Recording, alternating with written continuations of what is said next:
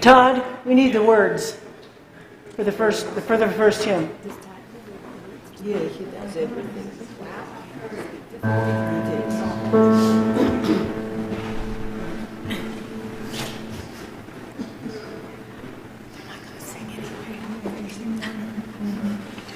Circle round for freedom, circle round for peace, for all of us imprisoned, circle for release,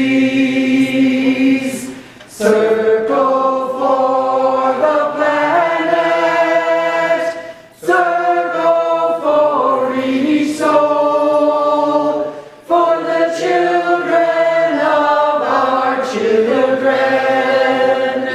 Keep the circle whole. Circle round for freedom. Circle round for peace. For all of us imprisoned. Circle for release. Circle for the planet. Circle for each soul. For the children of our children. Keep the circle whole. Thank you. That was very nice. Good morning and welcome to the Unitarian Universalist Church of Spokane, where our mission is to join together to create a nourishing, liberal, religious home and to champion justice, diversity, and environmental stewardship in our world. Or as we say in short each morning, to create community, find meaning, and work for justice. We're glad to have you with us. This church is a very welcoming congregation, and we appreciate your unique experiences, backgrounds, lifestyles, beliefs. And if you're one of our long-term members, or you have been with us for a short time, or if you're joining us today for the very first time, welcome. We're glad you're with us. We're also glad and welcoming those that are Zooming with us today. We appreciate you to be a part of our service this morning. Would you like to say hello? Sure. My name is Terry Anderson from Edmonton, and I mentioned earlier we have quality on Zoom, but not quantity today. So there's just the four of us right now. Maybe more will be joining us. And go ahead, Dick. Do you want to say hello? Yeah, I'm Dick Burkhart from Seattle, and been a member of a church in Seattle as well as the Spokane Church for probably at least a year or more now. So, and I'm a lifelong UU activist. Yeah. And go ahead, Doug. Hi, Doug here. I'm down in Spokane Valley. I'm usually there in person. Well, I see you have your coat on this morning, Doug, and it's cold here in the church too, so that's good. So, welcome. Thank you for joining us today. We do have a little issue this morning. My guest speaker has, something has happened and she has not arrived, so we're going to be kind of winging things a little bit this morning. I've got a presentation that I'll be going over instead of what we were going to be doing. I do have a couple of other announcements this morning as well. First, today is the kickoff of this year's community auction. The auction is our biggest fundraiser of the year, so we encourage you to participate. The auction is being held online, where you can bid on and buy a variety of items donated by our own church members. You can visit our website at www.uuspokane.org or look for an email from the church with a link for the auction as well. We invite everyone to join in the auction, all of our viewers watching online as well. And for those in the sanctuary today, you can take a look at the auction list that's on the back wall. where you can use your cell phone to scan the QR code to sign up for things. And if you need any help or have any questions, please contact Rebecca in our church office during regular work hours. Secondly, we are looking for individuals that would be interested in joining our worship team as worship leaders.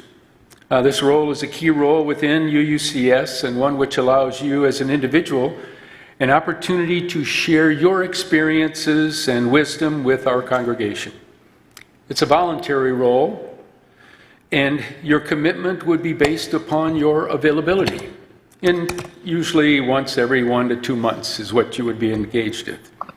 There are resources readily available to support you in learning the role and developing your readings for a service. And I want to take a moment to thank those who have retired from our worship leader team.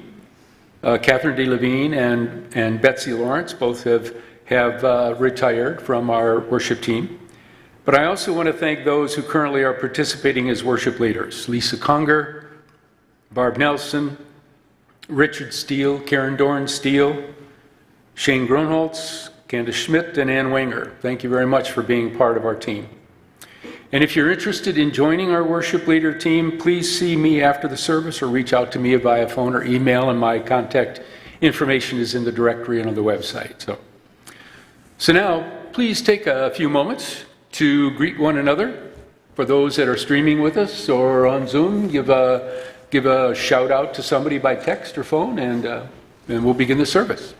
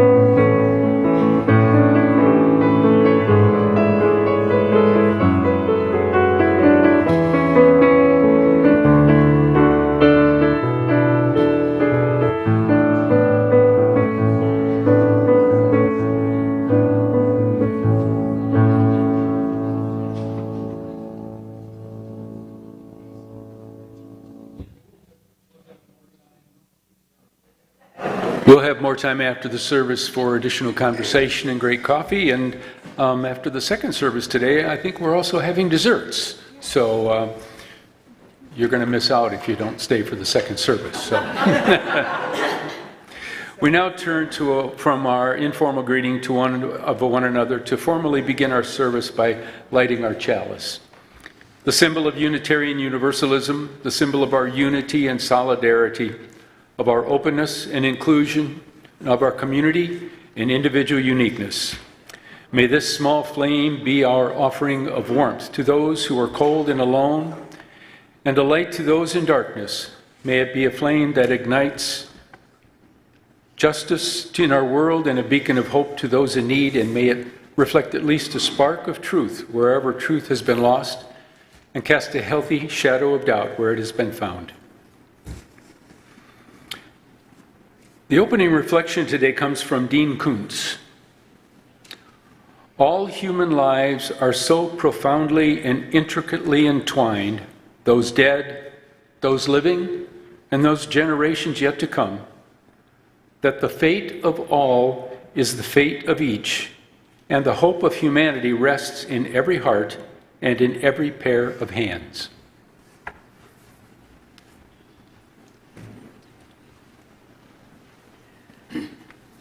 Our first hymn of the morning is actually quite an old tune. It comes from the Southern Harmony. During those times when people sang shape notes and they learned how to sing from itinerant musicians that came through towns. And so the tune is an easy one. It's a pentatonic one. But since we don't sing it often, I'm going to have Maura play it through completely for us. Please stand as you're willing and able.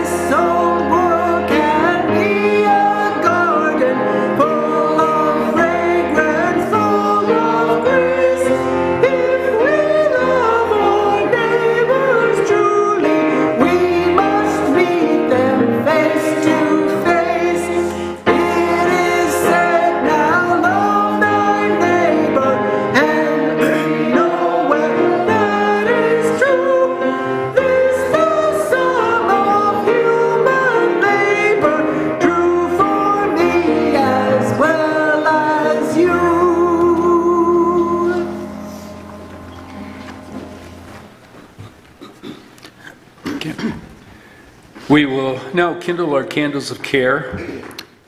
Each time we gather as a congregation, there are always those who are with us in our minds and our hearts, and who we want to wrap in our love and care. Let us share a moment of silence, embracing others who are here and here in our hearts and our minds and this morning. And you're welcome to say their names aloud as you are comfortable.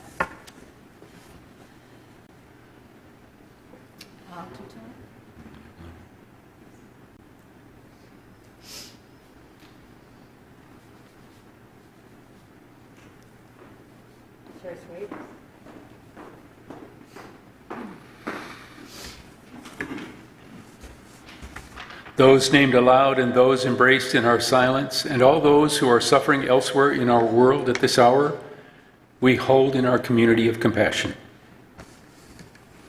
And we now gratefully give and receive this morning's offering, which sustains this community and its mission to the larger world.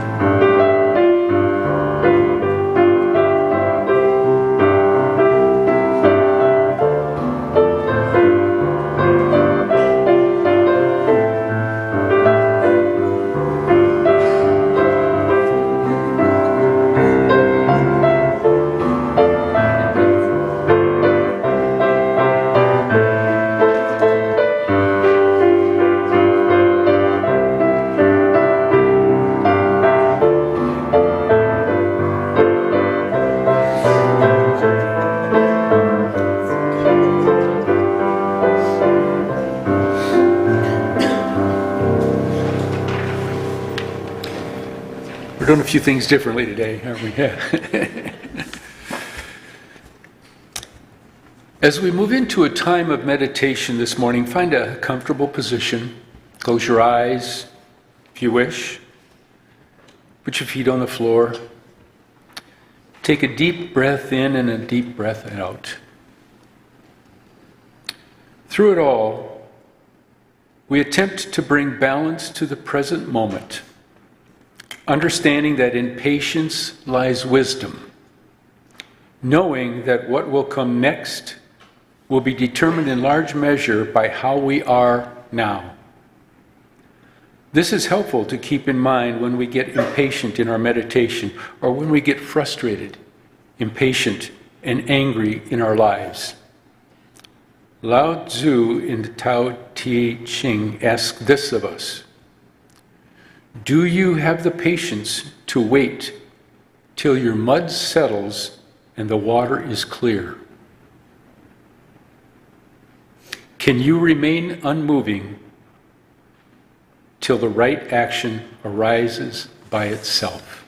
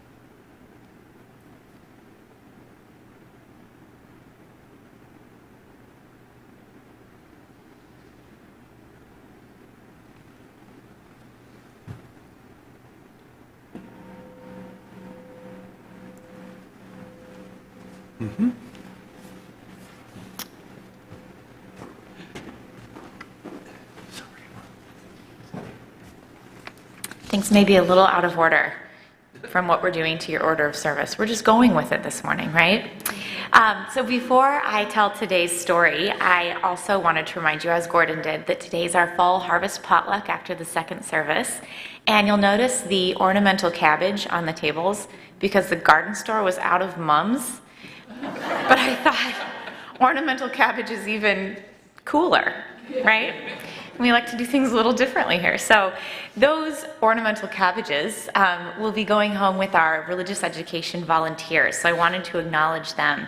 They are Candace Schmidt, Katie Willard, Dick and Judy Gammon, Lynn Janician, who deserves a special shout out along with her husband Robert, because the two of them have spent the last 2.5 weeks building our new playground, which the congregation generously and quickly raised funds for over the course of the last month. Marina Ladich, Peggy Eckloff, Sarah Darcy, and Sunny Cook. And while we're talking about community eating events, I also wanted to announce that our second annual all-church Thanksgiving potluck is scheduled for November 13th, which is also an intergenerational service. So save the date, it will be here before you know it. Our story this morning is a UU retelling of Jesus and the Loaves of Fishes, written by Sophia Lyon-Foss, a renowned religious educator in the Unitarian Universalist tradition. Jesus had not been speaking long, at least so it had seemed with all who were there, yet the day was wholly spent. As the afternoon shadows crept over the hillside and the air had begun to chill, two of his disciples quietly stepped up to Jesus and said, "Send the crowd away so that they can go into town before it's too late and buy some food for themselves." But Jesus answered, "Is there need for them to go away? Can we not give them food?" Philip answered in amazement, "What, shall we go and buy 200 shillings worth of bread and give it to them to eat?" "How many loaves are there among us?" asked Jesus. A little boy, overhearing Jesus' question, stepped forward. "I have 5 loaves and 2 fishes. You may divide them." Jesus smiled, and beckoning the boy to come nearer, he stood with uplifted arms and in a strong voice spoke a prayer of thankfulness to God. For a few moments afterwards, there was complete silence. Men and women looked wonderingly at each other as if to say, "What, are there these few loaves and fishes for so many people. But presently, others in the crowd brought out their baskets and bags, and all who had shared generously with those who had not. Before long, everyone had eaten heartily, and still there was bread left untouched. The crowd seemed refreshed and lighter in spirits as their friendliness grew.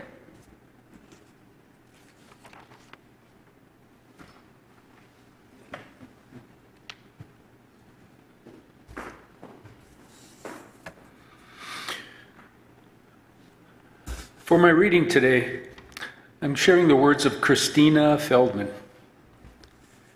Compassion doesn't always call for grand or heroic gestures. It asks you to find in your heart the simple but profound willingness to be present, with a commitment to end sorrow and contribute to the well-being and ease of all beings. A word of kindness, a loving touch, a patient presence, a willingness to step beyond your fears and reactions are all gestures of compassion that can transform a moment of fear or pain. Aligning yourself with compassion, you are learning to listen to the cries of the world. Compassion grows out of having to deal with tragedy, loss, suffering, and pain.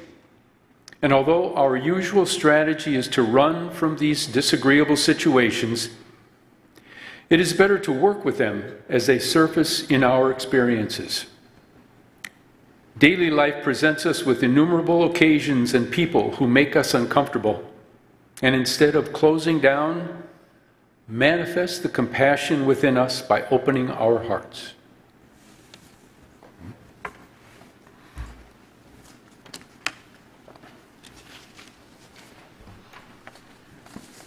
I want to say a few words before we sing our song for you today. Actually, we have a purpose around that song. We will be singing an Arapaho native tune called We Circle Around, at least in English. I want to recognize the changing of our street name out here. We are on Wisstocks Way instead of Fort George Wright Way. Now the fort, you may know, is down the street a little ways. The old brick buildings are still there and they're still useful, they're strong and everything. But Mr. Wright himself did many atrocities to the Native Americans in this area. He killed over 700 horses who turned the river red, and there were deceptions done to the Native Americans in this area. They were asked to come for a peace powwow, and then we have the name of Hangman Creek because what happened was something quite different. Wisstocks was the wife of one of those chiefs, and she did stand up and protest what was going on. To no avail, of course, and needed to run. But she had the courage to step up and say, this is wrong. So I feel really good about that change of name. I've never felt comfortable with lauding George Wright, quite frankly. We have the horse trough that's from that era, still back in our garden back there. You can see the remains of the horse trough. So we are on fort property, and then formerly, of course, it was Native American property. And still things are being uncovered down by the river. There was a construction that was halted for some time down by the river because in digging around, they came upon the remains of fires and things like this. People came from many, many, many miles around because that river was full of salmon at one time, and it was a huge food source. Anyway, we want to recognize all that and sing this native song, even though it isn't a Spokane tune. I think it's well done.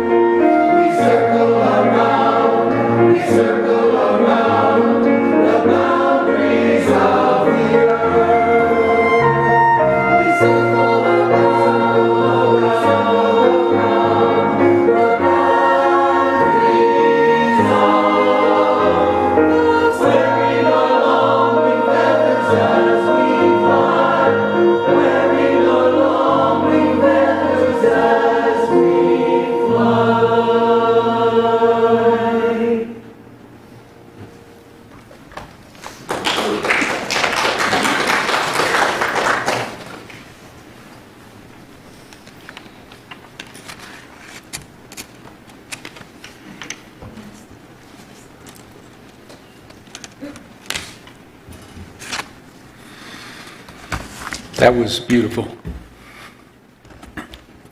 I wish I was over there singing it with you guys.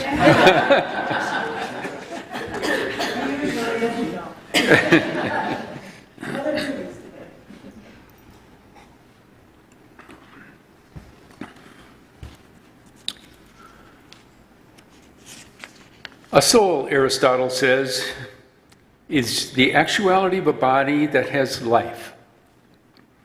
A physical body where life means the capacity for self-sustenance, growth, and reproduction. If one regards a living substance as a composite of matter and form, then the soul is the form of a natural and, or as Aristotle would sometimes say, an organic body. According to the dictionary, Tom Rapsis says, soul is a person's moral or emotional nature, their sense of identity. But in reality, we know it's something that's indefinable. Some ideas of the soul envision it as being ephemeral. Others understand the soul as being the essence of who we are. A soul cannot be seen or touched. It can only be perceived within. And even then, its presence is often fleeting. Raspa says our soul is located in a place so deep inside us it can often be forgotten as we go about our busy lives. And then, in a quiet moment, or when we are immersed in or exposed to certain activities, the soul surprises us and makes itself known. This moment can come to life by a book we are reading or by a piece of music we are listening to, or even by a small act of kindness that catches us off guard. It can be awoken by something as simple as watering our houseplants or looking out the window on a winter day and seeing a woodpecker land on the branch of a slumbering tree. Is living a soulful life at odds with our disposable society? It is the opposite of reality TV programs and manufactured pop music and gossipy discourse. The things that touch the soul are often deeper and have more meaning. This may involve retreating from the world as much as participating in it.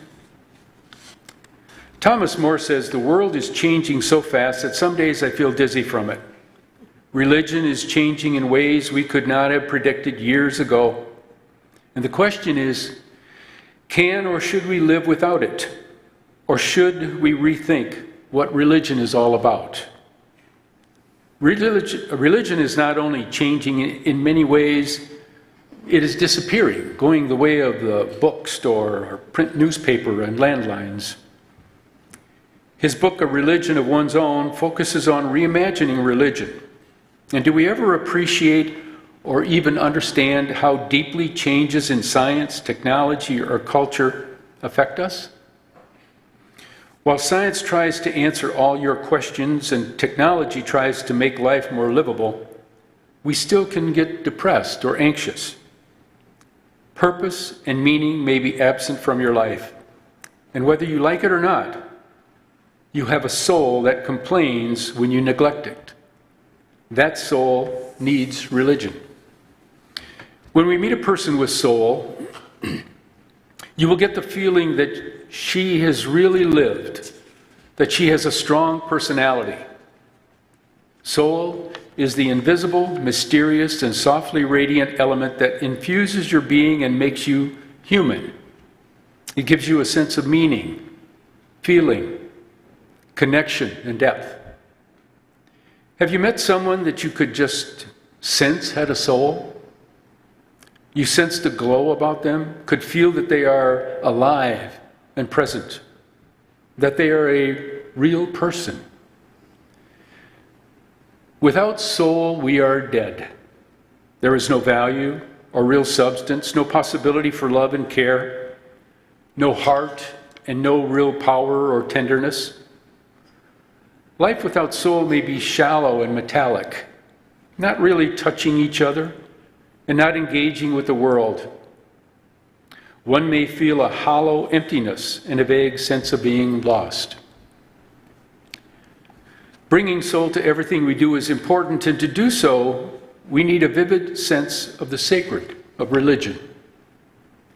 Unitarian Universalism offers avenues of soul searching through our third principle: acceptance of one another and encouragement to spiritual growth in our congregation, as well as our seventh principle: respect for the interdependent web of all existence of which we are a part, and as well as our first source: direct experience of that transcending mystery and wonder affirmed in all cultures, which moves us to a renewal of the spirit and an openness to the forces which create and uphold life. And lastly, our sixth source: spiritual teachings of earth-centered traditions which celebrate the sacred circle of life and instruct us to live in harmony with the rhythms of nature. When we speak of care of the soul, we really are addressing self-care as it pertains to the world in which we must engage. Care of soul, care of mind, of body, and of the spirit. Self-care is really soul care.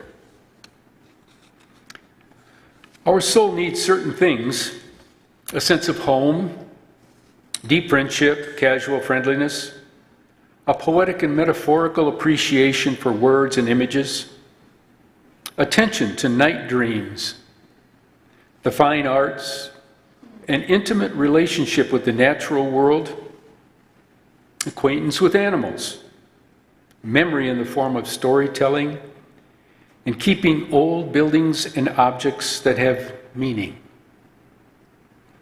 We can do things to care for the soul, such as reconciling our sexuality and spirituality, caring for children, finding work that we love, incorporating play and fun in everything we do, dealing effectively with loss and failure and inadequacies. All of this is soul work, but we must also address our spirit. The difference between soul and spirit is important to understand. Your spirit directs your attention to the cosmos and the planets, to huge ideas and vast adventures, to prayer and meditation and other spiritual practices, and to a worldview and a philosophy of life. Your spirit expands heart and mind and gives you vision and courage, and eventually leaves you with a strong sense of meaning and purpose. Your soul is more intimate, deep, and concrete. You care for your soul by keeping up your house, learning how to cook. My wife would like me to do that. Playing sports or games, and being around children, and getting to know and love the region where you live. Your soul allows you to become attached to the world, which is kind of love. When the soul stirs, you feel things, both love and anger, and you have strong desires and even fears. You live life fully instead of skirting it with intellectualism or excessive moralistic worries. Our spirit inspires, while our soul delves deep into the complexities of an issue. My spirit likes to have a planning meeting. My soul likes to have a long and deep conversation. My spirit sets goals while my soul plods along, going deeper all the way. My spirit prefers detachment, while my soul sinks into its attachments to places, people, and home. UU Minister A. Powell Davies reminds us that the purpose of life is to grow a soul, and that this is the goal of spiritual growth. Care of self and care of soul begins with self-compassion, and a person must love herself or himself to make self-care a priority. It is compassion that motivates a person to care for themselves and for another person. Excuse me.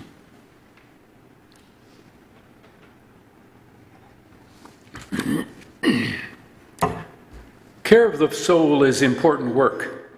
It is at the heart of self-care, and without it we are diminished in many ways.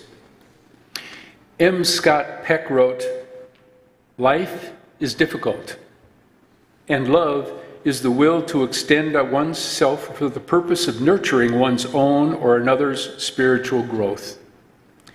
The care of the soul is also self-love, not as narcissism, but as a means to greater empathy. From this point of view, care of the soul is a means of both deepening connections and caring for community."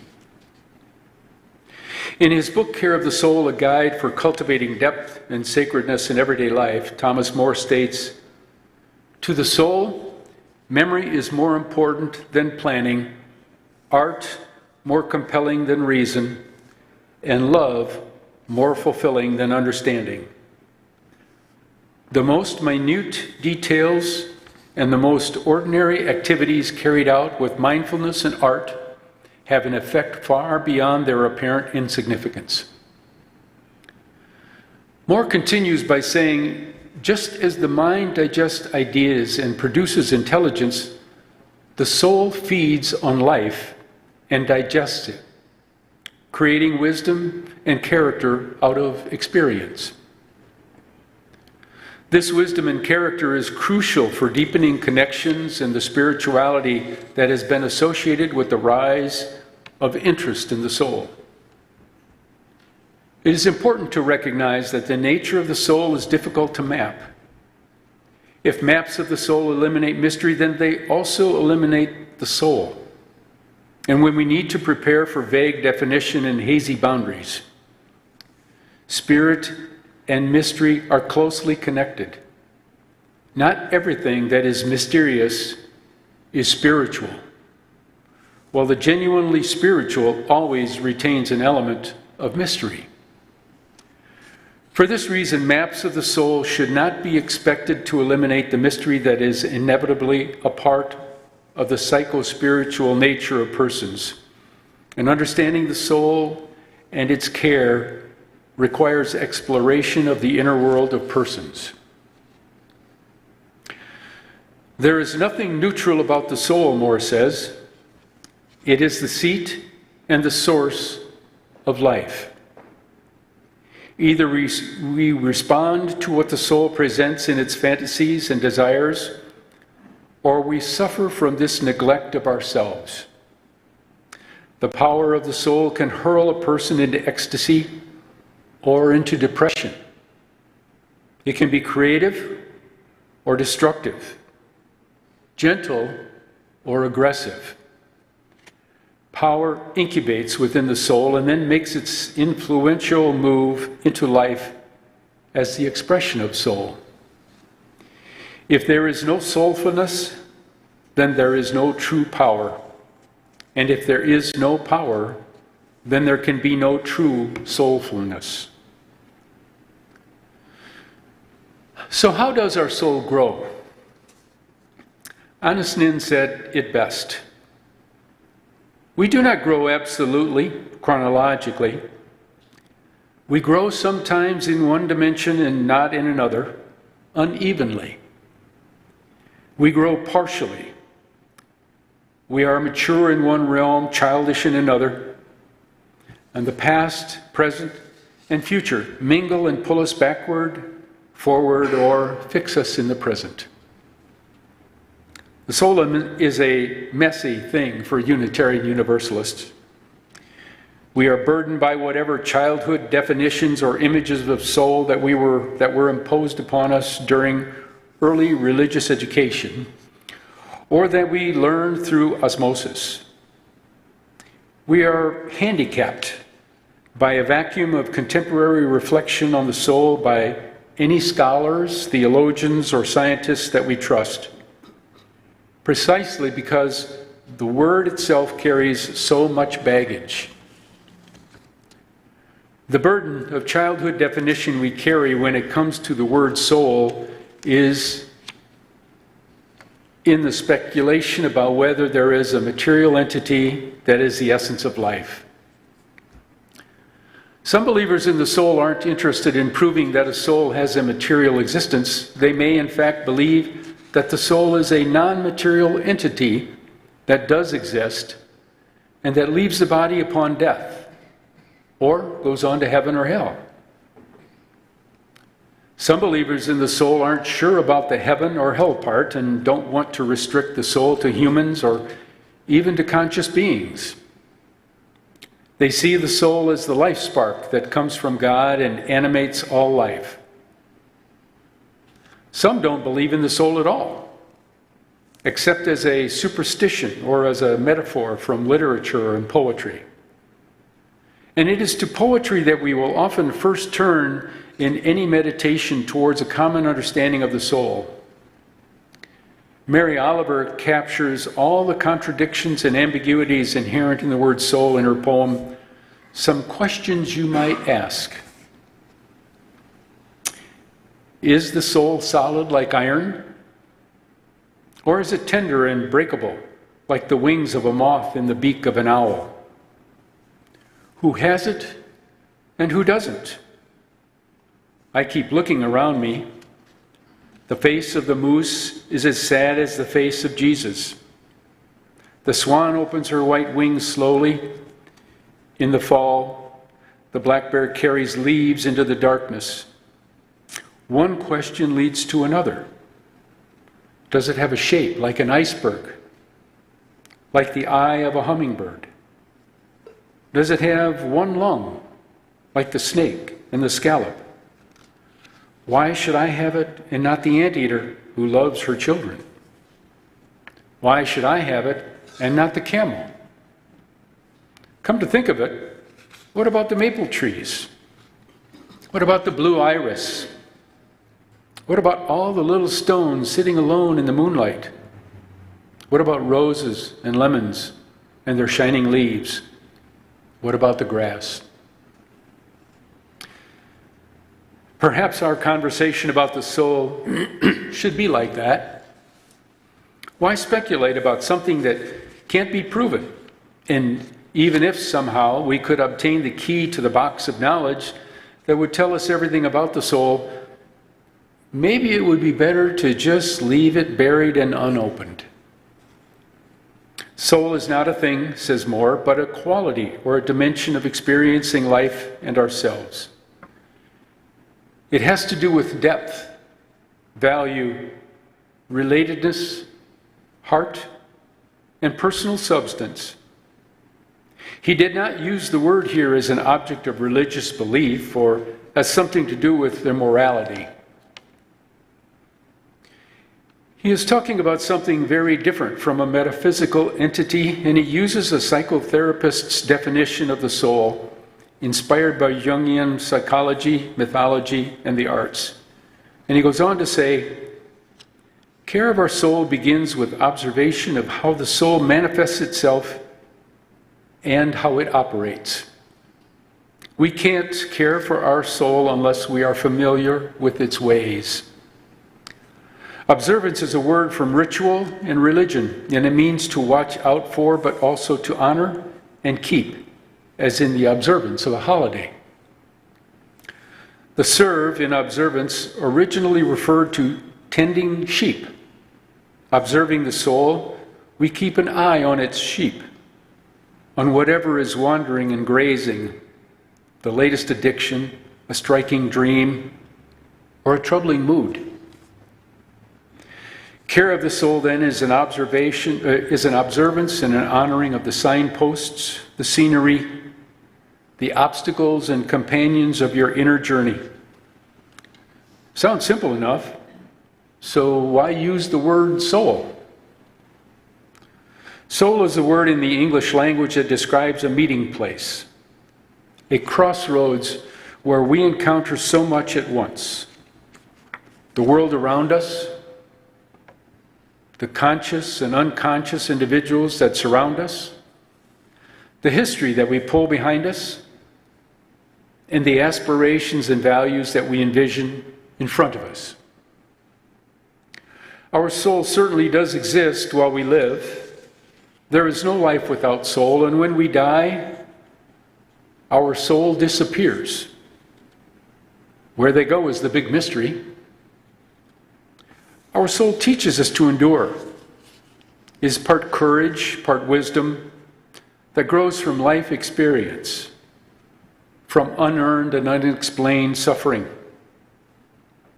It is something we sense that is either lost or changed when we are in the presence of death, and something that helps us to choose to live in the face of it. Sometimes it's a crisis, a profound loss, or a dramatic change in circumstance that puts us squarely at a crossroads where soul is all we have. As a shepherd continues to live his life on the farm after the loss of his wife, alone now with his sheep, he sums up what he has learned about soul. I know 3 ways to see the soul, he thinks, though not with the eyes. Each way is a mode of loving, each a mode of loving vision. One way to see the soul is passion. A second way to see the soul is parenthood. And a third way is in husbandry. In the passion of his love for his wife, and in their role together as parents, and in the daily caring for all of the outward things that sustain his sheep and his farm, this shepherd feels he understands all that he can know about soul. All of these insights are echoed in Moore's understanding of what constitutes soul, but Moore adds one more way of seeing the soul, which is a key we can use each and every day to open that mysterious box we have buried in our psychic backyard. Tradition teaches that soul lies midway between understanding and unconsciousness, and that its instrument is neither the mind nor the body, but imagination, which is the fourth way of seeing the soul. To say that imagination is the key to understanding your soul, however, is not to concede that the soul is less than real. If we are truly observant and honoring of the daily messages that our souls send us, and if we can greet those messages with imagination rather than literalism, we find that our soul becomes a true companion, easing our passage through this very real and very difficult world. What are these daily messages of the soul? Ironically, many of them are symptoms, physical and emotional signals that we usually try to suppress or ignore or simply wait out until they go away. People experience symptoms that they don't understand and that they want to go away, and when we have the good sense to invite people through acts of imagination to befriend rather than antagonize, their symptoms may not, to befriend rather than antagonize their symptoms, they may not want to hear it. To suggest that a painful symptom or a family tragedy or a difficult emotional setback might also be a vehicle for knowing the soul sounds too pat, too superficial. But it is just the opposite.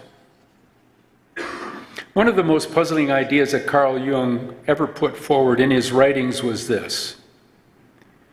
He said, "The soul is for the most part outside the body." That sounds so extraordinary because all our usual thinking about the word soul associates it with the mind and locates it inside the body. To say that the soul is mostly outside the body is to connect the soul with our actions in the world in an essential way. Your soul feeds on the life around it, Jung says. To the soul, the ordinary is sacred, and the everyday is the primary source of religion. For this reason, any community that is concerned with soul must recognize the connection between soul, daily life, and spirituality. This includes our very own UU community. The soul needs a vivid spiritual life that keeps us connected to the outside world. A spiritual life that does not smother the soul in rote that is trying to pass for meaning ritual. A spiritual life that offers an articulated worldview and a sense of relatedness to the whole. A spiritual life that balances a sense of transcendence with the traditions and values that have been part of a family for generations. This is how the soul and church are connected. Everybody has a soul, but not everyone knows how to touch and heal and nurture the soul within their lives. Care of the soul can be encouraged by the recovery of the sustenance of a formal religious tradition. The practices of preparation for and observance of the signals of the soul are part of what a religious tradition is all about. The opportunities that church creates for conversation and mutual support in groups, small and large, formal and informal, helping us develop the courage and the language to talk about soul. It is both a great gift and a great curse of many Unitarian Universalists to become more comfortable with the intellectual path of religious understanding versus a deeper dive into soulful expression. Yet all of us know that our lives, our values, our sense of being at home in the world have been created not only by our intellectual encounter with the world, but by our experiences of joy at connectedness, of anger at injustice, and of wonder at overwhelming beauty.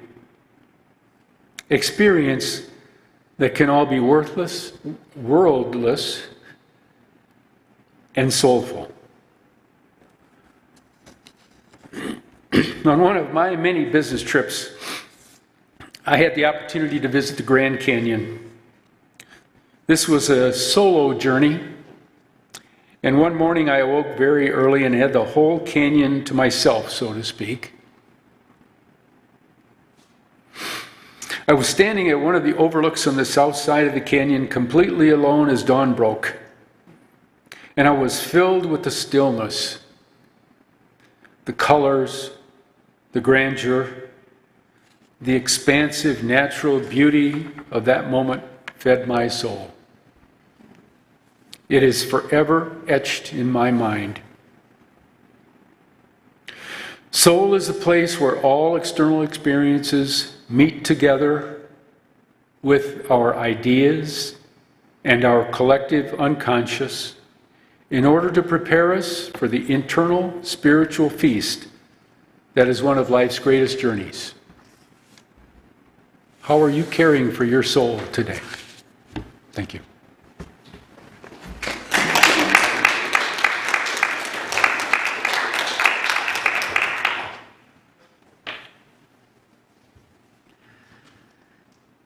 The final hymn that I have chosen today is Awake Now My Senses, and I often, to myself, think that this encompasses so much of the direction and the essence of what this church is.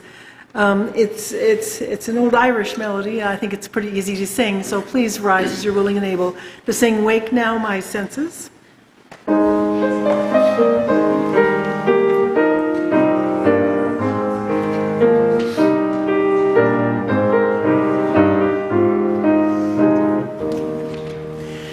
Wake now my senses and hear the earth call.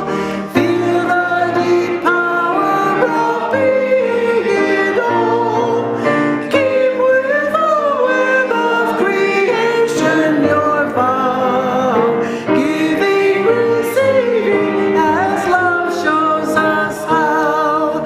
Wake now my reason, reach out to the join with each pilgrim who quests for the true. Honor of beauty and wisdom of time. Suffer thy limit and praise the sublime.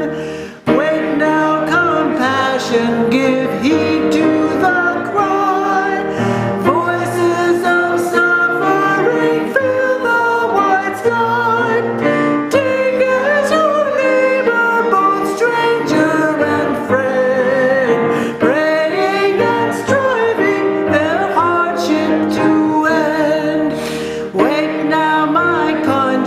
With justice thy guide, join with all people whose rights are denied.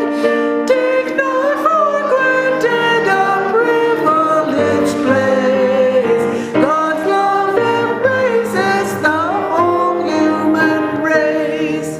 Wake now my vision of ministry clear, brighten my pathway with radiance here.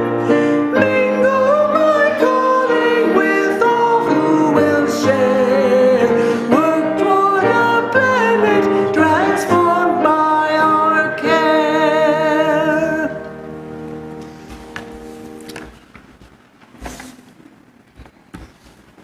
As we depart today, I want to share these closing words from Reverend Steve Crump.